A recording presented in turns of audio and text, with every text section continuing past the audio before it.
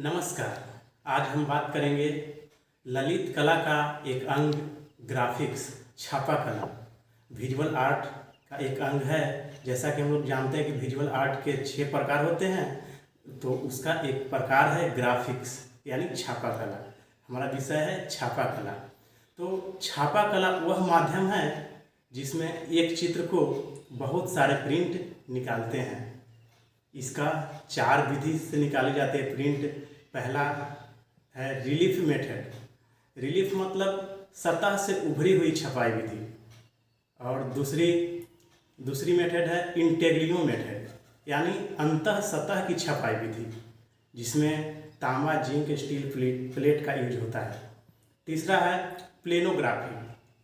Planography में यानी समतल सतह की छपाई विधि, जिसमें लिथोग्राफी, शिला चित्र जिसे बोलते हैं, चूना पत्थर से जो बनता है, स्क्रीन प्रिंटिंग, ऑफसेट या मशीन से जो फोटोकॉपी होती है, वो सब समतल सतह की छपाई विधि में आती है।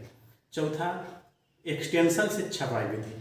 किसी डिजाइन को बनाने के लिए या छापने के लिए हम एक्सटेंशन बनाते हैं, उससे छापने के लिए एक्सटेंशन का इस्तेमाल करते हैं, तो ये एक्सटेंशन विधि हो गया।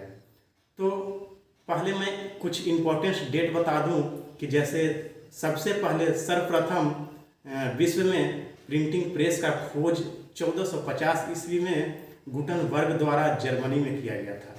उसके बाद भारत में सबसे प्रथम प्रिंटिंग प्रेस की स्थापना 1556 में पुर्तगालियों द्वारा गोवा में लाया गया, जो बाइबल के प्रचार की दृष्टि से तो ईसाई धर्म को प्रचार करने के लिए वो प्रिंटिंग प्रेस की स्थापना की गई थी।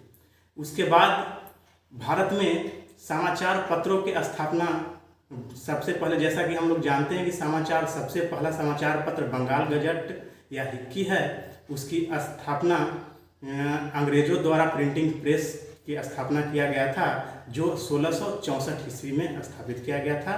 ये मुंबई में स्थापित किया गया था। और बंगाल गजट उसी समय के समकालीन है, जो 1780 में बंगाल गजट कोलकाता में स्थापित किया गया था।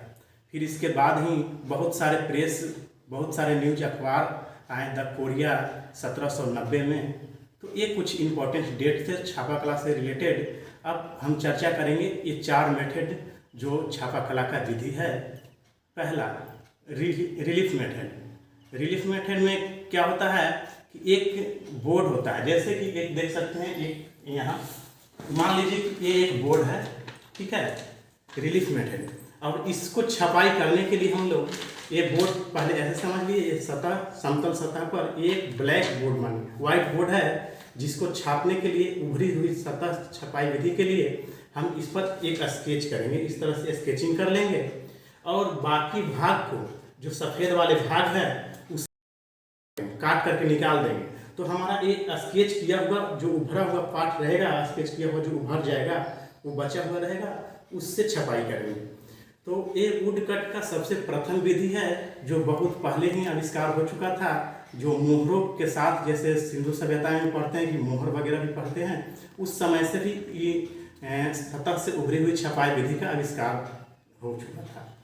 तो अब हम चलेंगे सतह से छपाई विधि में वुड कट, जैसे वुड के माध्यम से छापते हैं, और लिनो कट यानी रबर। इसी तरह का ठीक रबर का प्लेट होता है, उस पर डिजाइन बनाते हैं। जो मोहर होता है उसमें देखे होंगे आप लोग, इस सतह से उभरी हुई छपाई विधि का हम लोग प्रयोग करते हैं मोहर में। अब हम चलेंगे इंटेग्रियो यानी अंदर की छपाई विधि।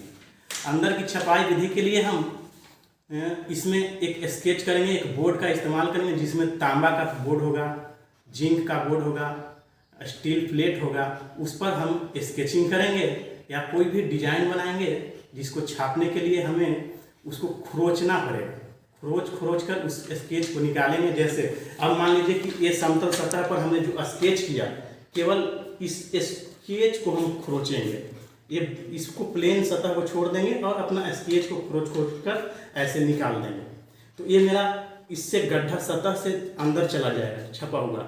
अब इसको हम क्या करेंगे कि इंक लगाएंगे, इस पूरे पर इंक लगाएंगे, और इंक लगाने के बाद इसे हम साफ कर देंगे, पूरे पर साफ कर देंगे। तो ये जो गड्ढे की भाग है, इसका भाग जो गड्ढे का है उसमें हमारा इंक रह जाता है, और रहने के बाद उसे हम एक हैंडमेड पेपर होता है, मोटा पेपर, जिसे पानी में वॉश करके रखेंगे हम, और इसके ऊपर रख करके और एक रोलर की सहायता से, एक मशीन की सहायता से इसे हम ऐसे पुश कर देंगे। तो ऐसे पुश करेंगे तो एक गड्ढे का जो भाग में इंक था वो इंक पेपर में आकर चिपक जाएगा और वो अंतः सतह की छपाई हो जाएगी। तो इस तरह से अंतः सतह की छपाई विधि की जाती है, जिसमें तांबा का प्लेट होता है, जिंक का प्लेट होता है और स्टील का प्लेट का इस्तेमाल किया जाता है। तो अब हम तीसरी मेथड चलेंगे, प्लेनोग्राफी मेथड। प्लेनोग्राफी यानी समतल सतह की छपाई विधि। इसमें सिल्क स्क्रीन प्रिंटिंग होती है और ऑफसेट, और आजकल बहुत सारे समतल सतह की छपाई विधि का मेथड आ चुका है, जो आधुनिक युग में, जैसे मान लीजिए फोटोकॉपी भी हम निकालते हैं तो वो समतल सतह की छपाई विधि है। सिल्क स्क्रीन प्रिंटिंग में भी एक स्क्रीन होता है जिसमें गम लगा करके और कलर लगा करके आदि सहायता से इसका हम प्रिंट निकालते हैं। जो गम का भाग होता है उस पर कलर नहीं लगता है और बाकी जगह पर कलर लगे होते हैं। इस तरह से ये प्लेनोग्राफी की छपाई विधि था।